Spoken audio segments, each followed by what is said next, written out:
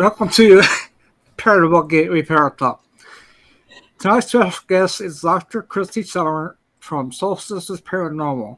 Soul Sisters Paranormal was formed in 2014. It's a group of all-female paranormal investigators and was founded by Dr. Kristy Sumner and her twin sister, Dr. Jenny Sumner. Soul Sisters Paranormal has traveled to some of the most historic and reportedly haunted locations in the United States. Tonight, Kristy will share with us how the group got started, her paranormal experiences, and some of their favorite haunts. Without further ado, let's welcome Kristy to the show. She's here already. I told you that I get used to this one. So show on the stream, hide it on the screen, show on the screen. There you go. Okay, for the next 10 shows I'll get it down. Next time it'll be a surprise. No, all right. She's on now. What the heck? There you go. Thanks, Scott. Thanks, Teresa. Thanks for having me tonight. Yeah. Well, at least I have it recording now, T. I have before, right? Too. Good job. Yeah, a couple of times. We love you, Scott. We love you. I know. I try. All right. You'll start off by what got you interested in paranormal to begin with, and how you got a team. Yeah, absolutely. So my sisters and I, we come from a research-minded background. So we've always had a fascination with the paranormal.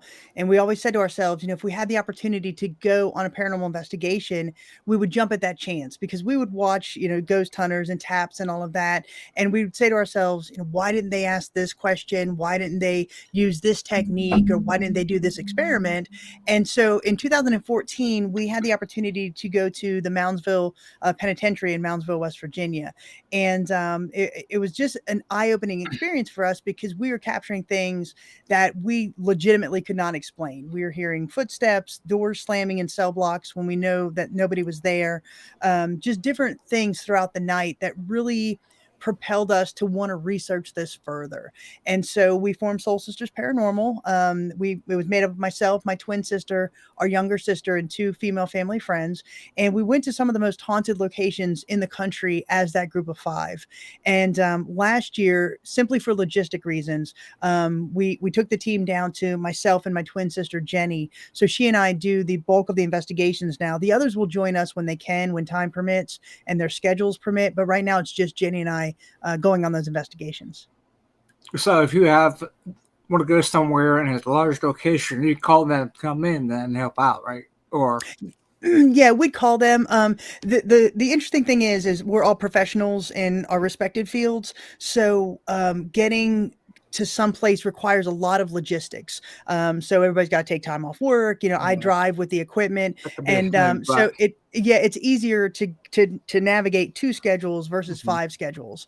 And so, like I said, the others will join us as they can. But the last 4 or 5 investigations has really just been Jenny and myself, or guest investigators such as Miranda from Ghost Biker Explorations and Sarah Jane from Paranormally Blonde. Do you guys there do collaborations? We do. Yeah, we have collaboration investigations that we go on.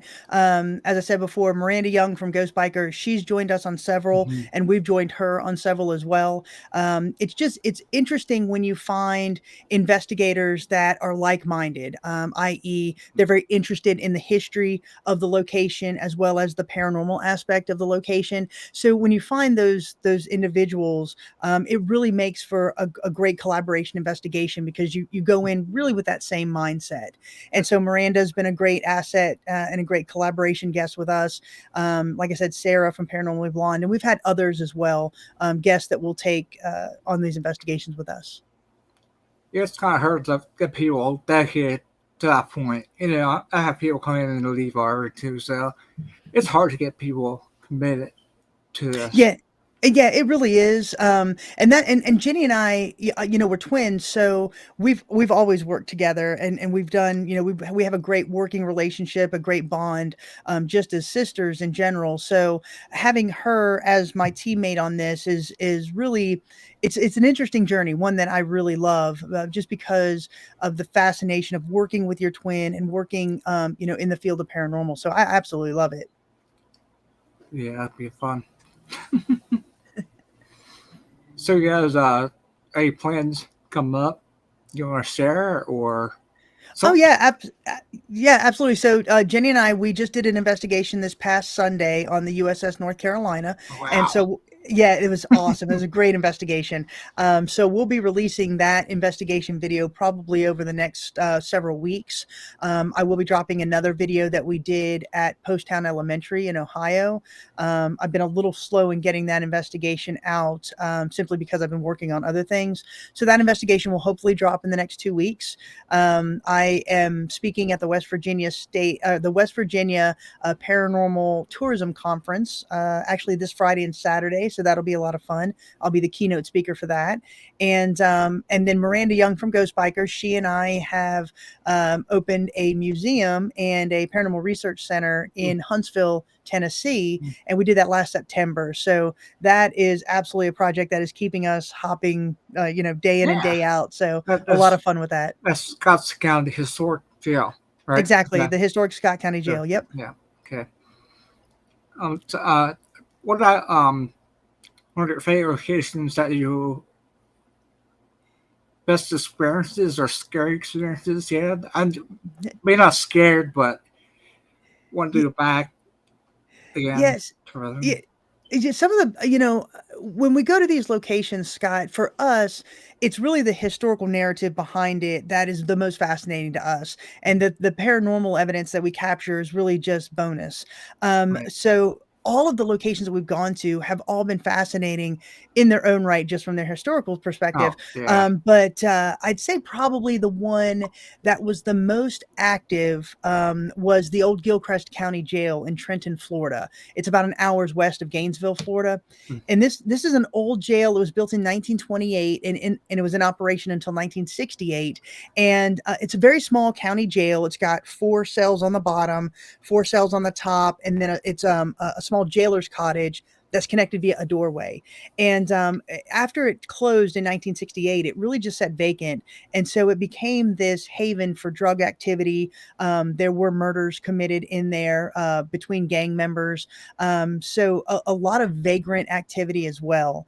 And so the owners that purchased it, they decided to allow paranormal investigators to go in. And so Miranda Young and I, the first time that I went, Miranda Young and I, this was a collaboration investigation between the two of us. And she and I were the only 2 people on the property and in the building. And it was funny because when we met the owners before we started the investigation, the owner said to us, do you carry handguns? And we said, yeah, we're both licensed to carry handguns. And she said, I highly recommend that you keep your guns on you at all times during the night because, we're in this kind of a sketchy area. And so we did. And so we walked in and we were starting the investigation. And we really weren't feeling anything or really sensing anything. So Miranda said, I wonder if they think we're law enforcement because we have our guns on us. And so she said, why don't we try just taking them off and see if the activity changes? And so I put my gun down on a cot that was in one of the cells. And as Miranda's taking her gun off and putting it on the cot, she said, I'm putting it down nice and slowly. And a man's voice behind us said, good. It was completely audible. Wow. We captured it on everything that was running. And after that, Scott, the night was really on. I mean, we were capturing shadow figures. We saw them physically. We saw them and we captured them on video camera. The voice recorders captured EVPs. The SLS camera was capturing figures on there as well. The REM pods were going off. The K2 meters were going off. And so that to me is the most active location that I think that we've investigated. Even though we've been fortunate enough to capture things pretty much everywhere we go, the old Gilchrist County Jail is just this amazing paranormal hotspot. You were talking earlier about Poasttown Elementary. Yep. We had last year for an overnight during the week. In June, we're doing a whole weekend there. Okay. That's really awesome. We got a lot of stuff out of there when we were there. We got some great evidence in the auditorium. They had like a wheelchair. It's an old wheelchair that has a leather bucket seat in it. Yeah. Well, they had basketballs all over the floor and ground, and they're like 3/4 of the way inflated. They don't bounce or anything. So yeah, they put it on a chair and there's a camera, and me and my other co-investigator Bill was downstairs in a setup area, and Don came back down to us and said, "Did you guys move the ball?" No, it's just in the middle of the auditorium. Wow. So Bill went up, got the camera, came down, and played it. You can actually see it fly off a chair and roll across the floor. Oh, that's fantastic. Yeah, I have to send it to you. I want to bring it up on this time. I'm not sure how I can do it on this, but I'll send footage to you. It's awesome. Yeah, I'd love to see that. It was a fantastic investigation for us, and like I said, I'm still putting the edits together on that video. But what was most fascinating about that investigation is, so there was 4 females in the building that night. So it was myself, Miranda from Ghost Biker, my twin sister Jenny, and Sarah Jane from the podcast Paranormally Blonde. And so it was just like I said, the 4 of us. But what's interesting thing, the interesting thing is most of the EVPs that we captured were during conversations that we were having. So you would hear like Jenny and Sarah Jane speaking, and as they're talking, you hear another voice on top of them kind of interjecting into that conversation. So we had several EVPs that we captured that way. It seemed that we had captured EVPs that just as we're walking down the hallways, you'll hear noises and voices coming out of the classrooms that were passing. So that was pretty interesting. We did capture one light anomaly, which is going to be interesting to share. And then we also had one camera that we had set up.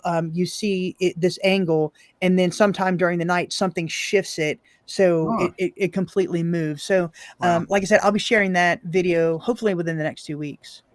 I think that in the future, we're going to have all us on the group and do our efforts online on show. For that, because once you get the next investigation, they'll put them both together and then we'll do a show of it. Oh, fun. Very cool. Yeah, but like I said, that place was awesome. You hear screams and stuff and a lot of talking. I picked up a lot of female voices, and that place you got to do more than once. That place is huge. God, you can't cover everything. Yeah, exactly. So, I agree. I would love to go back to Post Town. Yeah, so we can't wait for that trip coming up. So. Yeah. Wow. So what's the furthest out you ever traveled for an investigation? Well, we're based in Florida, so well, I was based in Florida. Now I'm in Tennessee. Well, but the furthest we've gone is Iowa. Because we went to the Villisca Axe Murder House as well as Malvern Manor. So we went out there, and then we went to the furthest north would have been Massachusetts, because we investigated the Lizzie Borden house as well. And so for us, we always drive because we've got so much equipment. I'm just not going to put it on an airline. So we always drive, and that becomes part of the experience as well, because we're able to stop at different locations. Like, for example, when we went up to the Lizzie Borden house, we stopped at Gettysburg, we stopped in Sleepy Hollow, New York, and just visited different areas like that as well. So for us, the travel to get to the locations is absolutely part of the experience. Right. Yeah. I used to live in York, PA, and for most of my life, we were like 45 minutes from Gettysburg. Okay. So we got there a lot. Trees, a lot of the guys got up there a lot too. So. Yeah, we've been several times. We've stayed at the Farnsworth Inn 2 or 3 times, which is just a fascinating location, historically speaking. But when things start happening in your room while you're sleeping, that's pretty compelling as well. So Gettysburg is awesome. Have you been to Fort Mifflin in Philadelphia? And we had talked about going there. That's what we got a bucket list. Yeah, don't we all? Yeah. Fort Mifflin, that was one of our earlier investigations, and I highly recommend anybody who's an investigator to go to Fort Mifflin because this place is just, it's phenomenal. Just being in this location that was so instrumental to the Revolutionary War, that in and of itself is pretty awe-inspiring. But they've got these what they call casemates, and they're subterranean rooms where they held munitions during the Revolutionary War. And so in those casemates, we were capturing EVPs.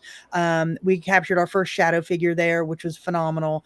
And just different disembodied voices, sounds, knocks, screams. And so we've been a couple of times, and I highly recommend Fort Mifflin.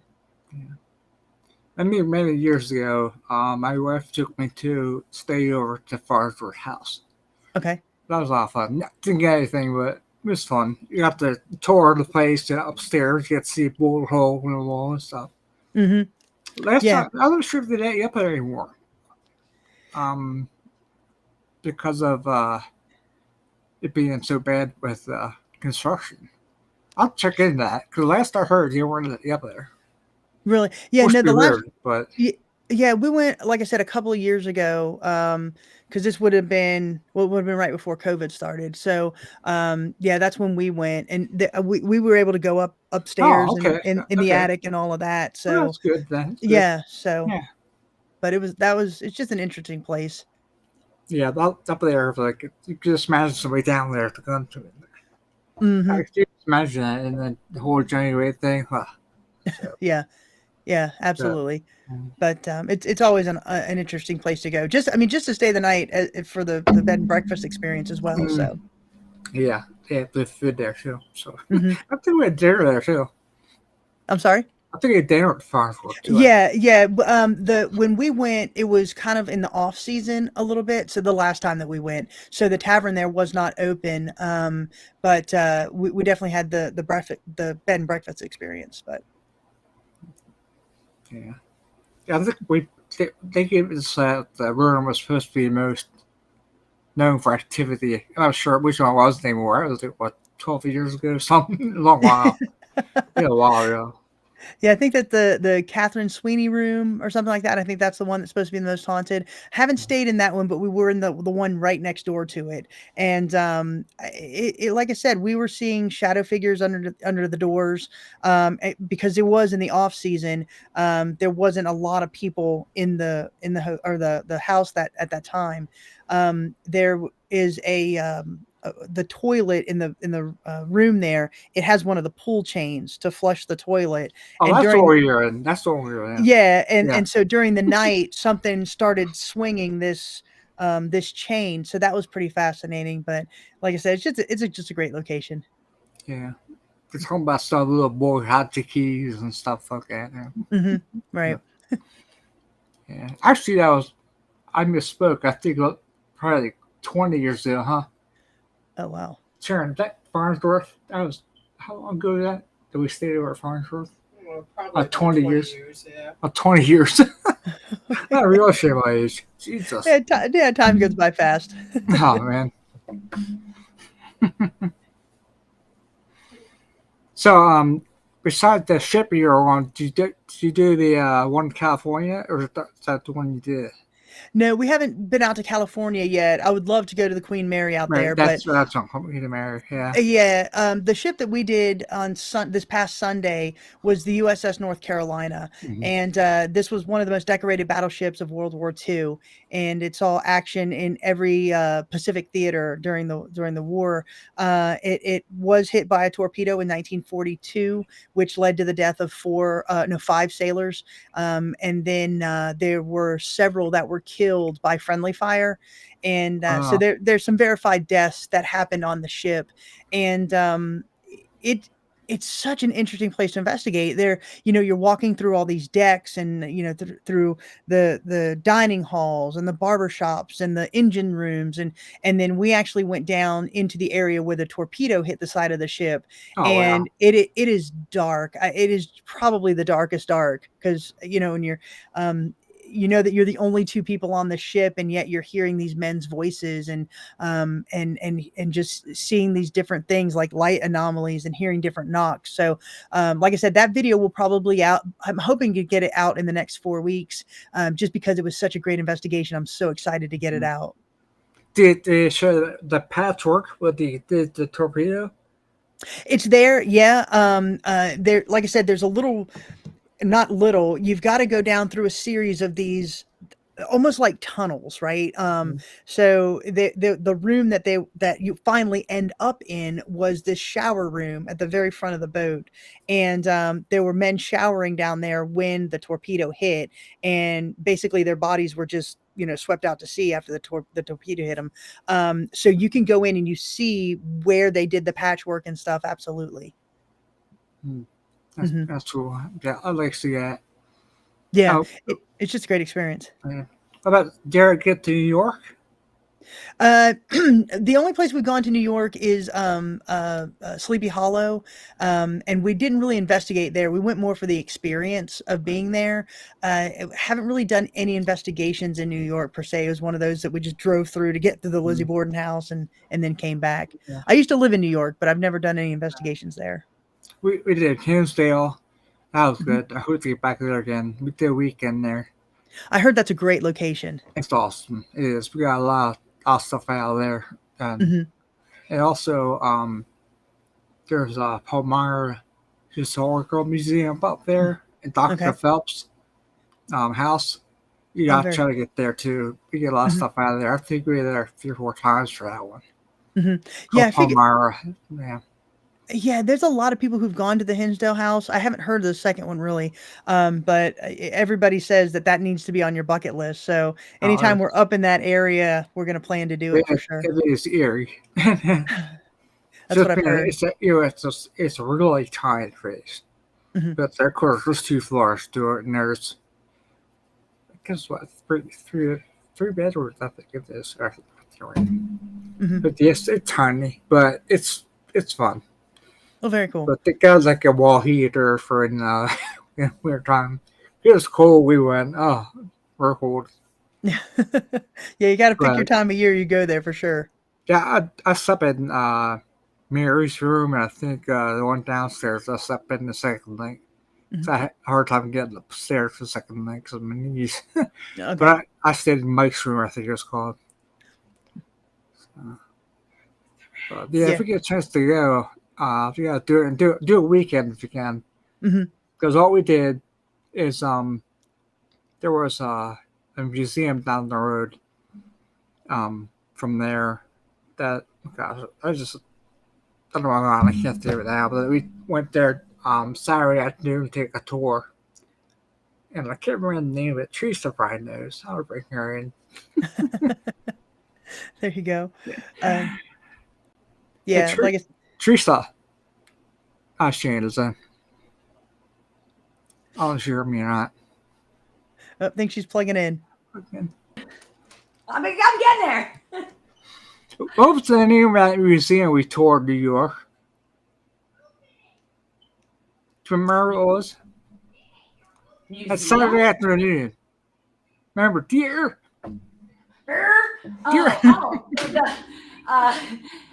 Wildwood. Wildwood, yeah, that's it. Sanitarium. Yeah. Okay. I feel We that. toured it, and they were doing construction, like the whole half side of the house still. So we decided that maybe a year or 2 back when it's done, because I figure with all activity going on with construction, then we might get more activity. Yeah, like I said, there's a lot of places in New York that we would love to get to. It is for us about the logistics of it, but we're slowly working our way up there. Yeah, we did the prison also. We were all the way up. I was in New Jersey, to jail. But we did jail too. That was fun. Yeah, I love jails and prisons. We've done the West Virginia State Penitentiary. We've done that a couple of times.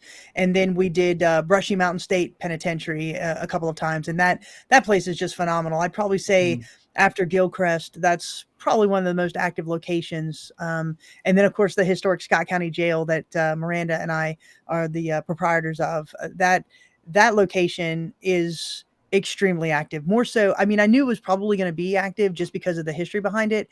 But every day something happens. We hear a door slam, we hear footsteps, whistling seems to be something that's become more common. You'll just be sitting there and something will whistle from the second floor, third floor. And so that's become a lot more common. And, the investigators who have investigated there have really come up with some very compelling evidence from that little jail.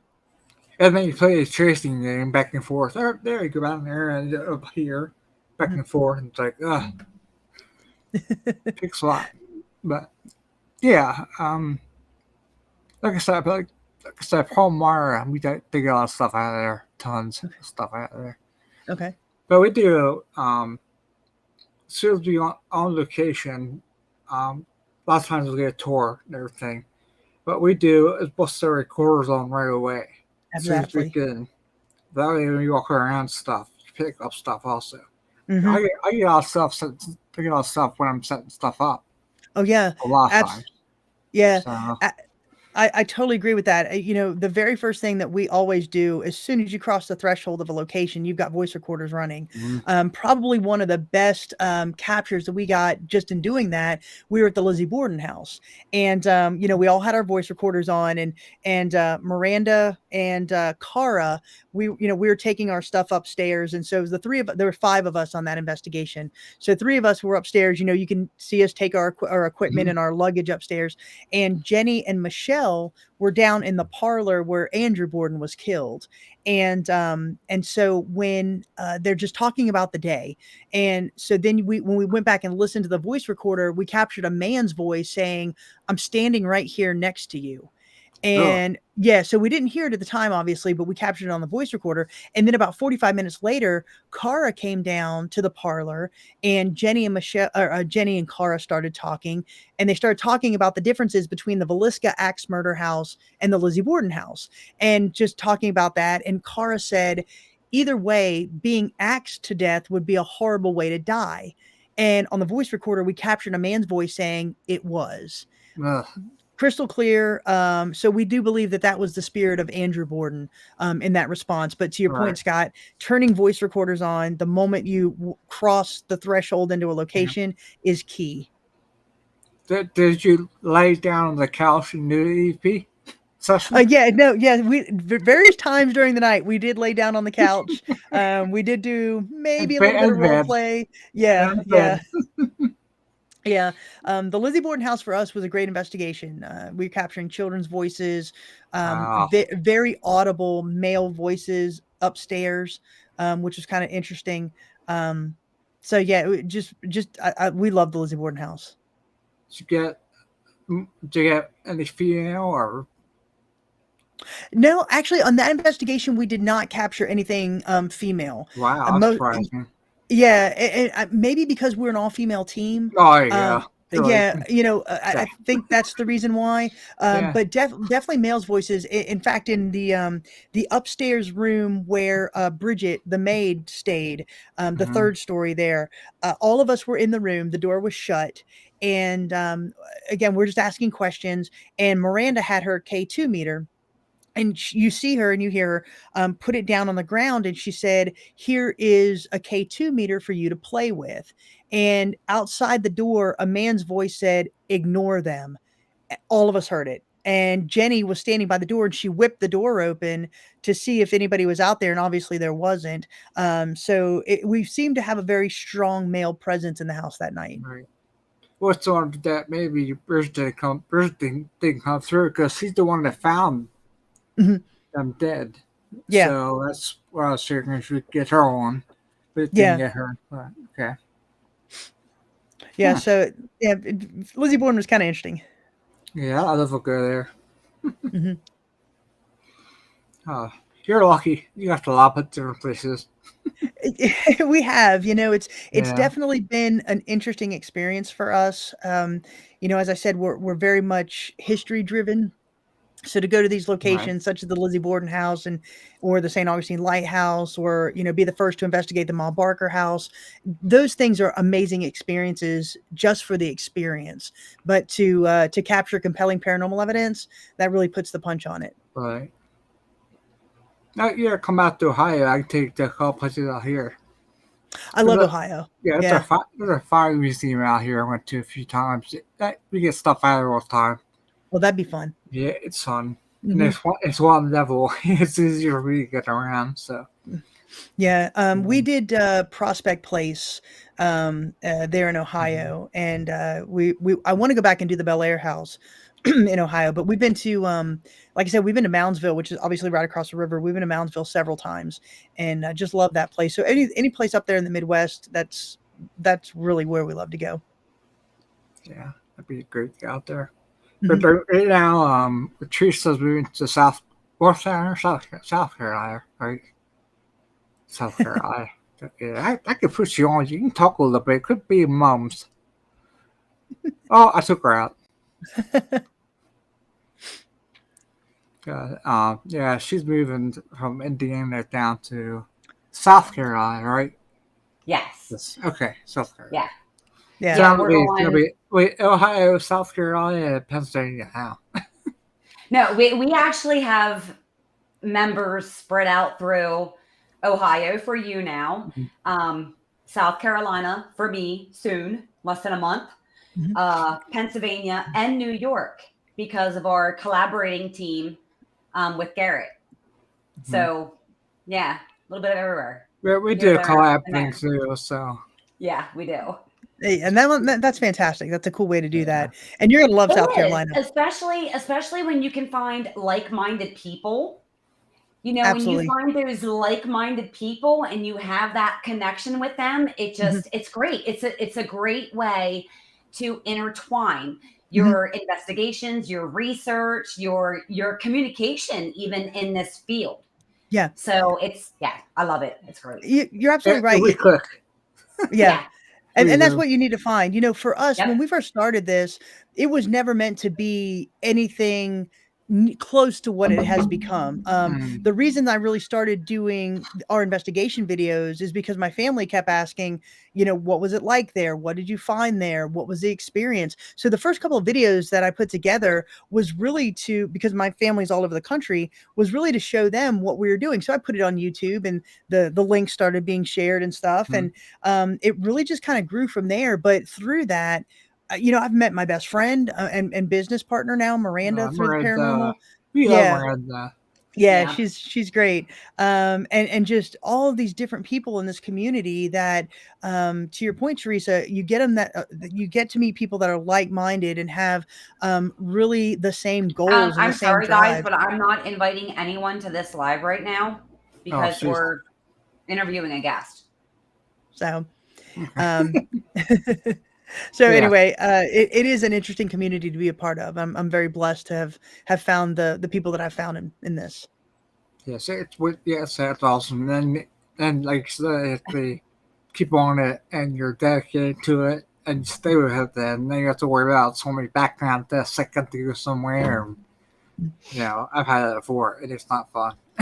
Yeah, exactly. Because then you gotta call a person up and say we can't come. It's like next time you call for them, they can do you want them coming back or not. Mm-hmm. It's like, well, yeah. So. Yeah.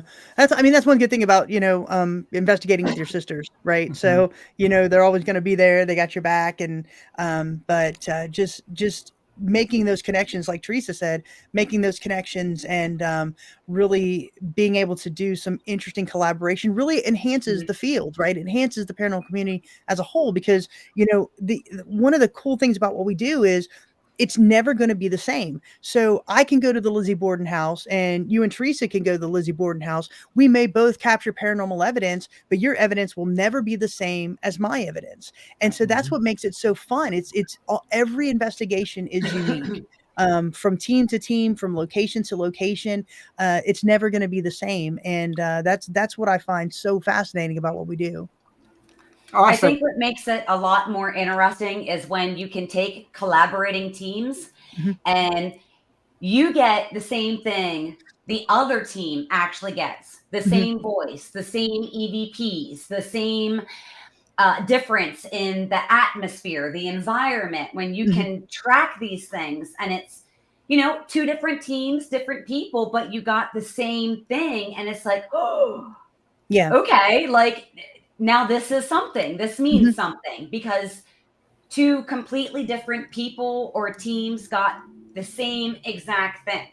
Right. And it really does validate, right? Even though this is paranormal, it validates when you can use those more scientific methods, it validates really what we're doing and it makes it that much more legitimate. You know, one of the interesting things that we're doing at the historic Scott County Jail is, as I said before, we're kind of using it as, well, not kind of, we are using it as a paranormal research center. And so what we've done, and this is really unique, I've never heard of this done before. We have a detective who worked at the jail, and he worked at one point in his career, he worked on a case that involved a murder and it involved the jail. And so what he has done is he's put an item from that case in a container. and he's the only person that knows what is in that container. So he gave us the container, and we allow paranormal investigation teams to sit with this container and ask questions, do EVP sessions, dowsing rods, pendulums, psychic mediums, however you want to investigate this item. And we're hoping the jail will give us insight into what the item is, what it's related to, who it's related to, a time frame, anything like that. Yeah. And then what those teams do is, after that investigation, they write everything down on a piece of paper, they put it in a sealed envelope, and they put it in a lockbox. And on at the end of May, we're going to sit down with the detective. He's going to open the lockbox and read all of the results from the different teams and say, okay, this is related to the item, so this is spot on, or no, this is completely off base. So it's really going to be interesting to see if our tools and techniques, without any outside bias or without any outside interference, or forethought, can tell us what is related to this item. And I'm really excited about this. Yeah, I think that when we went to Selma, and you were with us at the time, but they had a book that you put your experiences in. And then you can check at the end, put down where you're from and what experiences you had. And I like when they do that, because then it makes for a better thing. I think from that Wildwood Sanitarium, she did that with people coming in and did an investigation. She made a book about it and of all their experiences. Yeah. And that's Daniel Class from the Hinsdale House has a huge journal that he keeps out on the coffee table for people to log their personal experiences and experiences in general. And it's so neat to look back and see what other teams or other people have experienced. Now, I didn't look at it until we were getting ready to leave, because I didn't want anything. I'm weird about going into an investigation. I want to know the history of the location, but I don't want to know things in which are related to anything paranormal. Gotcha. Yeah. Because then it's in your mindset. You have it in your mind. Exactly. So even when we went to Poatstown the last time, who was the gentleman that gave us the tour, Scott? It wasn't Daryl. No, it's the son. Yeah. What was his name? Language. But he gave us the tour, and he's like, well, how much do you guys want to know? And I'm like, I don't want to know shit. Just give me the history. I don't want to know anything related to anything paranormal, because I like to go in at the end of our investigation, our research, and see what correlates with everybody else. Exactly. And that's what this research study that we're doing is. That's why it's so exciting, because we eliminate all bias out of it. In fact, when a team comes in and they want to participate, they have to sign a non-disclosure that they will not even tell anybody what the container looks like. So you have no idea going into this what the container even looks like. So they're not allowed to film it. When they do the session with it, they're not allowed to film it either with video or audio. It's just a straight, really just a straight session with that, with the item. As I said before, you can do an EVP session, and then you write down if you hear anything. You can do dowsing rods, and you write down if the dowsing rods move or not. A pendulum, or if you hear, smell, see, sense something, you write all of that down, but you're not allowed to record any of it. And again, that eliminates the bias from it, because nobody is allowed to talk about it outside of the jail. And so if you guys were to come to the jail, you would have no idea what this even looks like, how big it is, how small it is, anything like that. And that's what makes it so interesting. Yeah. Yeah, we had better like that too. Yeah. So Miranda is my business partner. She's also the ghost biker from Ghost Biker Explorations. And, I couldn't have asked for a better business partner in this endeavor. What we've done, I think, at the historic Scott County Jail is we've done a really good job of highlighting the historical narrative and the historical stories behind this jail. The jail was built in 1904 and it was in operation until 2008. So we really highlight all of those historical experiences. But, then also at night we turn around and it becomes becomes that paranormal research location. And by all accounts, the teams that have come, we've had 23 teams so far since we opened in September of last year, and every single one have had some type of experience. We've actually had teams come back, and because they've had such amazing experiences there. And so for me, like I said, it's this great little jail that has a big paranormal punch. Yeah, I had Miranda doing a while back, and she did her interview from the jail. Yeah, she did. Yep, that's right. I remember that. I was actually sitting in the room on the other side. Yeah, you should I was, have hi. oh, yeah, no, that was Miranda's show. Yeah. Hmm. What bad hair day. Yeah, so I remember when she was a guest. Yeah, we had a lot of fun. Mhm. Yeah, she was my first guest, I think. Yeah, she's a good first guest to have. She's good people. Yeah. Yeah. So, with your jail, are you doing any more improvements, or are you at where at that, or? We can't do too many improvements because it's on the National Register of Historic Places. Yeah, I figured out that. So we can't make any structural changes. Right. But what we have done, Scott, is we've created a really robust museum inside of it. So we've been very fortunate to get a lot of items on display. We've got an amazing timeline that outlines the entire timeline of Scott County historic events, when every sheriff of the county was elected, when the jail was built, historical significant events on this timeline.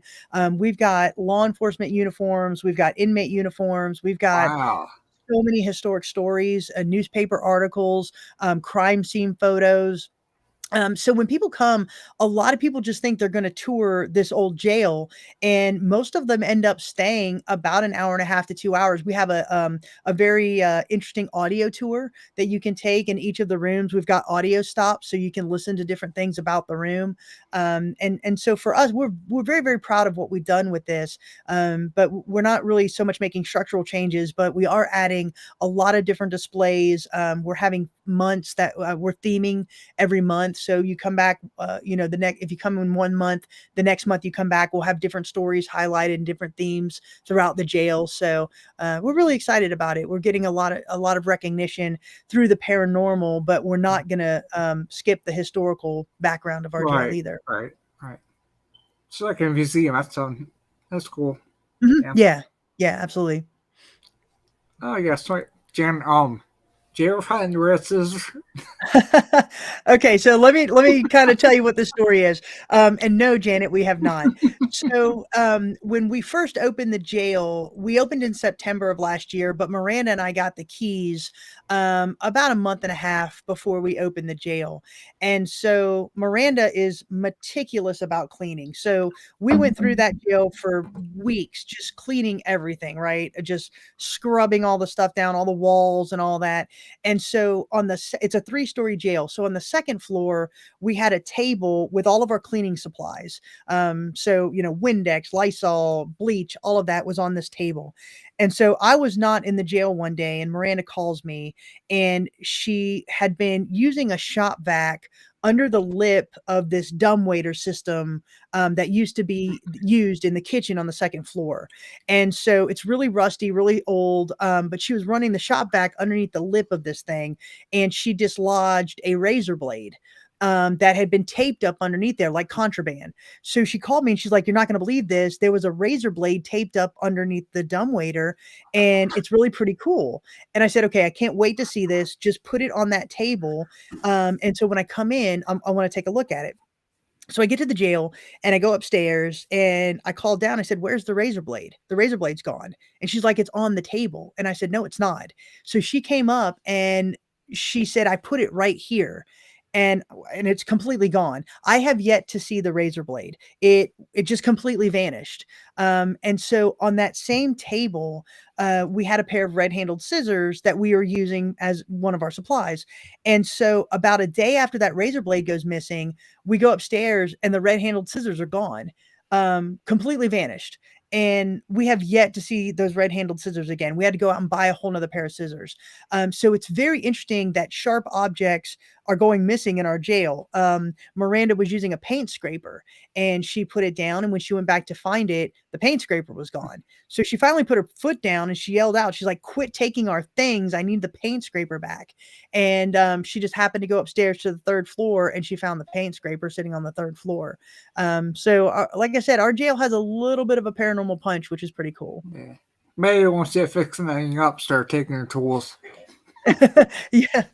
Yeah, I'm not sure what's going on with it, but we told that story to a paranormal investigation team, and they were doing an EVP session, and somebody asked, "What are the owners of the jail missing?"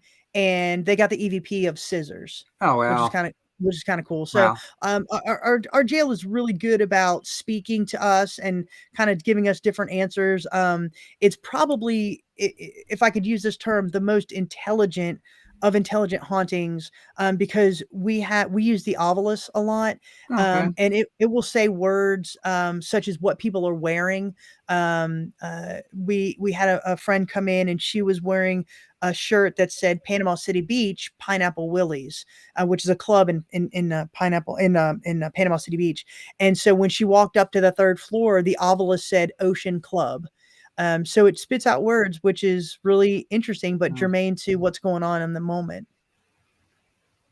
Yeah. So. It was talking about t-shirts. I got the Post Town shirt on. Oh, there you go. When you leave, you'll believe. Yeah, that's a great place. Trish has one too. She's not wearing it though. No. So yeah, that position. I can't wait to go back there again. Mm-hmm. So. Yeah, it's a good place. So all right. So about we said you were doing a talk at an event coming up. Yes. So talk about that again before. Yeah, absolutely. So one of the things that I've really started to research over the last year is paranormal tourism and historic preservation. Essentially, what is the impact of paranormal tourism on historic preservation? And so I did a study. I did a survey of paranormal investigators, of ghost walk operators, and then haunted location operators. I did this survey back last year, and I gave this presentation before Arkansas State University at their Delta Symposium. And so because of that, I was asked to be the keynote speaker at the West Virginia Paranormal Tourism Convention in Beckley, West Virginia. And that's going to take place this coming Friday and Saturday. So I'll be speaking on Friday night as well as Saturday night, and really just highlighting paranormal tourism in the sense of paranormal investigators and how we contribute to historic preservation, and why locations and communities, even if you don't really subscribe to the paranormal, embracing the paranormal can really help with historic preservation. And so I'm going to lay all that out. All the findings from the study that I did will be laid out during that keynote speech. And I'm really excited because I do think it's one of those things that, if communities really understood what paranormal investigators and what paranormal teams have to offer, they would be more willing to embrace the concept of the paranormal. Is there a book in the near future? I hope so. Yeah, I hope so. If not a book, it definitely a white paper. Sometime maybe later this year, really kind of outlining what we found. Because it's a pretty robust study. I'm pretty excited about it. Yeah. I find it very interesting what you just said, because what a lot of people on the outside of this field don't realize is it's a good majority of the people in the paranormal field that actually come in to these societies and buy these places or take over these places and restore them and bring back the history of these places. So Scott, we know how many people, and you yourself, that have, you move in to a historic location to salvage it, to restore it, and look what it becomes. If it wouldn't be for that paranormal connection with it, that place may have already been plowed down.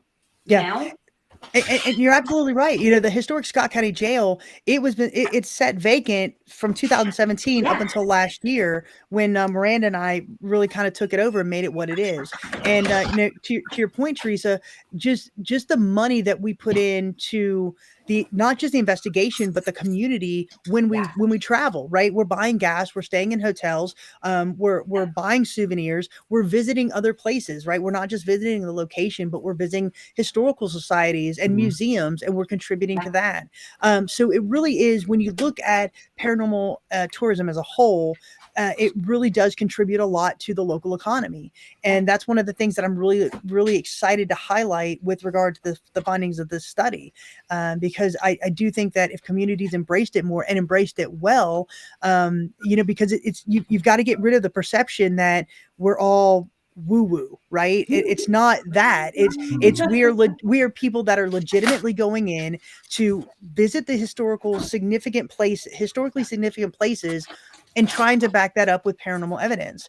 And, like I said, I think if communities embrace this more, we could see a revitalization of these historic places, right? They won't be sitting vacant. They won't be sitting abandoned, and they will become economic machines for a community. Yeah. All right. The past many years, they've met a lot more people now going out and having teams going out. So like I said, a little bit more to help out, put more money into it. I mean, what they pay to investigate. So that helps out too. So yeah, well, and absolutely. And so, like I said, it really just kind of runs the gamut from people buying these locations, as Teresa said, to really, revitalizing an entire area. And so for us, it is one of those things that I think if it's done well and it's done right, it's not just going to benefit the location, it's going to benefit the entire community around it. right. When I did this study, this was last year, so we had already been pretty much a year into COVID at that point. And I spoke to numerous location owners, and to every single one said that paranormal investigators is the only group that allowed them to keep the lights on, right? Because they couldn't allow tourists to come in. They had to shut down to the general public, but yet they were allowed to have paranormal investigators in. So every single one said that the paranormal investigators were really what kind of saved their business during COVID. And I think that's really a strong point to highlight.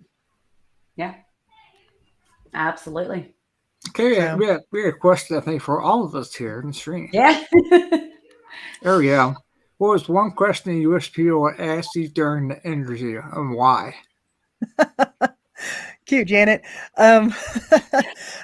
Somebody asked this on a podcast last night. For me, I think that a lot of podcasters forget to ask, or not really think to ask, how paranormal investigations affect the investigator. Why they're doing this and what it has given to them. And I think my answer to that is it has given me an entire different direction in life, right? I've been a college professor. I was a senior director in a corporate world, and I moved into paranormal really just by happenstance, and it's now really consumed my life in a good way, right? I get to work with my best friend. I am the co-owner of a historic museum. I get to meet interesting people. I have people like Janet who are interested in what we're doing and follow what we're doing. And I never would have dreamed that would have been possible 5 or 6 years ago. But this paranormal community has really been embracing the investigators, the fans that we've garnered, the historic locations that we've got to visit. For me, it has really become this amazing factor in my life, and I'm really grateful for that. Same here though with us. You get to get new locations and check that out, and like that's basically the same with us. So I mean, that's the same way. Yeah, it's just been an interesting ride, and again, to do this with my sisters is a lot of fun. I think what a lot of people don't realize is we take a huge risk every time we go into an investigation. Yep. I'm a mom. Scott's a dad. Are you a mom? I'm not. You're not? Okay. No. Well, we're parents. We have spouses at home too. Yep. So there's a lot involved going into an investigation. Mhm. I know for me personally, what I worry about the most is bringing something home Mhm. to my Yeah. family. Yeah. You try your best when you leave a location to just be like, "Nyeh, you're off limits now. I'm going to hell home. You're not allowed." Right. But that does not mean that something is not going to follow you home. Mhm. And then, well, we know how it goes. It may or may not cause a whole lot of chaos in your Exactly. life. It could be okay, or it could be very detrimental to Mhm. not only yourself but your whole family, and that's scary. It Yeah. I know for myself, like for me personally, it's one of my greatest concerns is what may follow me home and mess with my family. Mhm. And a lot of Yeah. people don't think about that. Oh, no, Right. you're absolutely right. You know, it is one of those things. It becomes all encompassing, right? Because you've got to really worry about your spiritual well being, your physical well being, your mental well being, because it does take its toll. And so those are things you really have to consider before you go into this. And I think that if you don't go in with the right mindset or the right attitude, then Yes. the propensity to have something follow you home becomes that much greater. I think for those of us who go in with what I call the right intentions, i.e., you're in it for the respect of the historical location and Yeah. the respect of the spirits that you're going to encounter. I Right. think I think that really kind of lessens the chance of something coming home with you, but you do have to be prepared for that. You do have to really know that that is one of the challenges that you face when doing this. So there are a lot of considerations that you have to take into this, but that is definitely one of them. The other thing I think is that some of the groups do go in there, like we go in with respect going in. There's Mhm. other teams that go in and they do like seances and they do calling out demons, that kind of stuff, and they just do a lot of weird stuff. And that's just, Mhm. I mean, it's their people too, so it kind of ruins it. But Yeah. Fuck Yeah. Bill. The thing that when I do these talks or these interviews, I do think that people need to understand that there's also a difference in kind of throughout the community. There's a difference in the results or the outcome of the results. So, and by what I mean by that is we're paranormal investigators, right? So we go in with the mindset of visiting a historic location, having that experience, and then try to have an experience with the spirits, right? Yeah. But there's also what I consider YouTubers that or mm, TikTokers, those that really just want to go in, show that they're in a creepy location, get a yeah, few likes and subscribes, and they're out. Really, they make no mental connection with the location or with the spirits that are there. right, And then I think the third category would be between the two, where I kind of categorize them as ghost hunters, right? They go in, they want to have an experience, but it's not something that they're really going to document. They're just going to have a good time with some right, friends and then move to another location. Right. So I really think that when you talk about this, that people need to understand that there are difference in these categories. Absolutely. Because I mean, I consider myself an investigator, which is much different than somebody who's just going to tromps around a location and try to get TikTok views. Not yeah, that there's anything wrong with that. Don't get me wrong. If that's how you want to investigate and that's what you want to do and that's your mindset, go for it. But for us, I think that people need to realize that this is a commitment for us. It's a mental commitment, it's a spiritual commitment, it's a financial commitment. And I don't think a mhm, lot of people really understand that when they try to understand what we do. right, yeah, Yeah, I exactly, agree. yep, yep. Bill called me a troll. What? No, Bill. Bill is our tech guy. He does a lot of amazing stuff for us. Mhm. He has his own show too. He just started off with, so it's pretty good. So, yeah, we'll put him up there. Hey, Bill, say hi. I think it actually bothers me. It really bothers me actually when these people go into locations and it just becomes horseplay. It's Mhm. not documenting what is going on. It's not documenting any research is just like horseplay. Mhm. It's like, why are you there then? Yeah. Because all you're doing is, it gives us a bad name. And that pisses me off so bad. It's, if you just want to play around, if you're not in it for what we do it for, then go to like public outdoor locations or something like that. Don't go to these locations that are profoundly heard of or are in the paranormal field and spoken about a lot, because then you're dragging us all down in the mud with you. It bothers me. Plus, you're also taking a time stop. Somebody else could be there who's more serious doing it. Yeah, absolutely. Yeah. And you're absolutely right. For us, when we first started this, we really sat down and said, okay, if we're going to do this, then we're going to do it in a manner that is going to show that we're professional about what we do. And so we trademarked our name, we trademarked our logo, we trademarked our copyright, our theme music. We wear polo shirts to every location that we go to. During our day investigation, we have business cards, and we try to speak as intelligently as we can about what we do.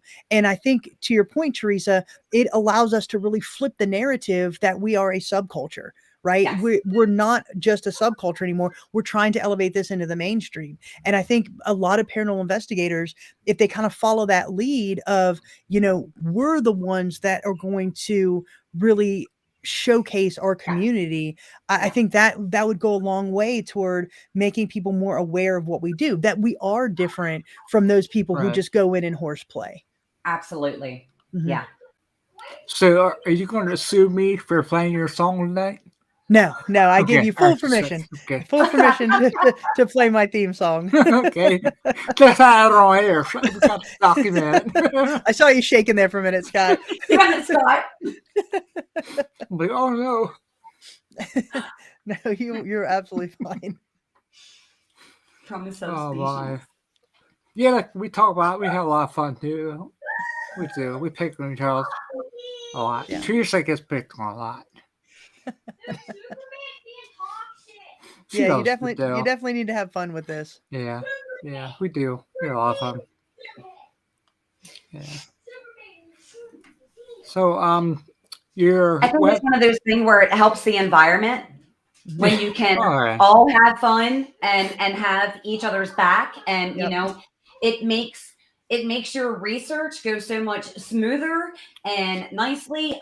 I am the only female. I'm like outnumbered. There you go. So like, I know my guys have my back. If they hear a certain tone in my voice, if they see a certain body language from me, they're right there. They got my back 100%. Right.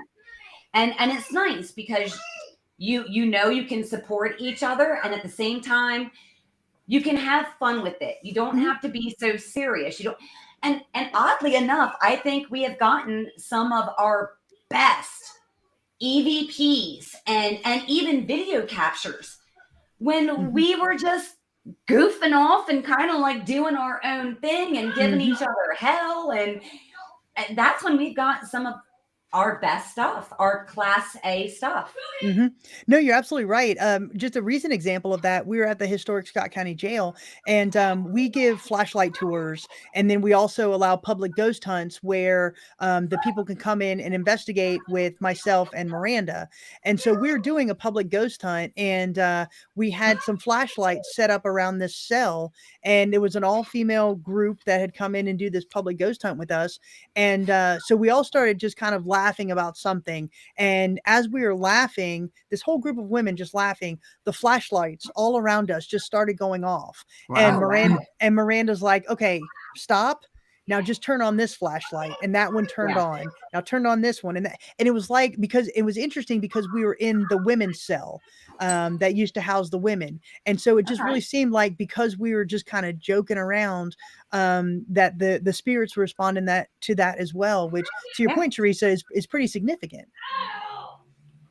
Yes, the Bill Slim out just has to run faster than Teresa. They should say that about me. Cause I can't run. God's not running anywhere.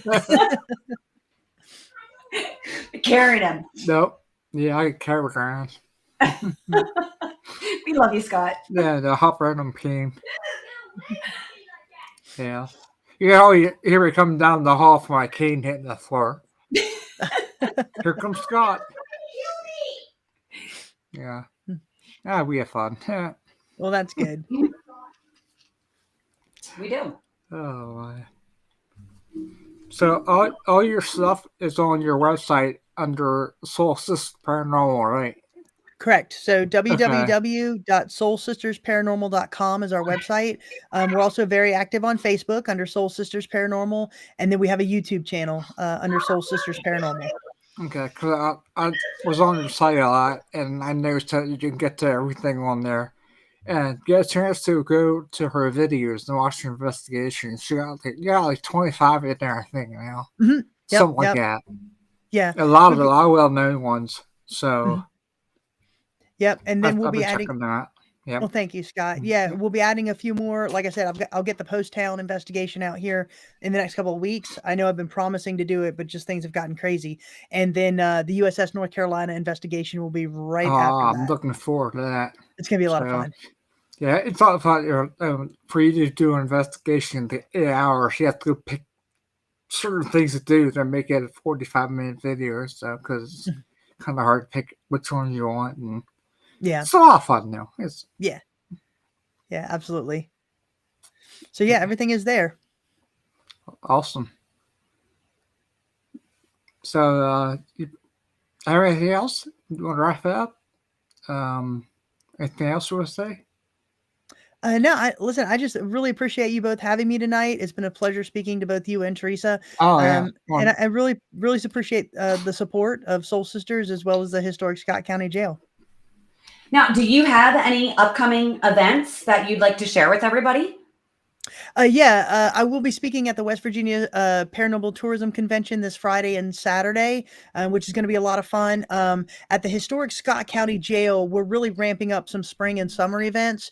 On April 16th, we're going to have a Blessing of the Bikes, which is we're inviting anybody who rides a motorcycle to come into the jail.